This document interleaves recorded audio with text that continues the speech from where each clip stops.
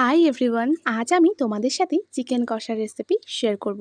আজ আমাদের বাড়িতে আনা হয়েছিল চিকেন, আর সেই চিকেনগুলোকে আমি কিন্তু ভালো করে জল দিয়ে ধুয়ে পরিষ্কার করে নিয়েছি। চিকেন অনেকেই অনেকভাবে রান্না করে থাকে, তবে আমরা কিন্তু এইভাবেই রান্না করি। কড়াইয়ের মধ্যে ধুয়ে রাখা চিকেন, আলু, গোটা রসুন, পেঁয়াজ কুচি, রসুন বাটা, আদা বাটা, জিরে বাটা, শুকনো লঙ্কা বাটা, নুন, হলুদ আর কাঁচা সর্ষের তেল দিয়ে ভালোভাবে ম্যারিনেট করে নিতে হবে। তোমরা চাইলে এখানে হাত দিয়ে করে নিতে পারো, আমি কিন্তু খুন্তির সাহায্যে করে নিয়েছি। এরপর ম্যারিনেট করা চিকেনটা রান্নার জন্য বসিয়ে দিয়েছি। নাড়াচাড়া করতে করতে এভাবে কিন্তু চিকেন থেকে জল ছেড়ে দেবে। তারপর চিকেনটাকে ভালোভাবে কষিয়ে নেব। কষানোর পর যখনই এভাবে তেল ছেড়ে আসবে তখন কিন্তু পরিমাণ মতো জল অ্যাড করে দেব। জল দিয়ে দেওয়ার পর একটু নাড়াচাড়া করে গরম মশলা বাটাটা দিয়ে দিতে হবে।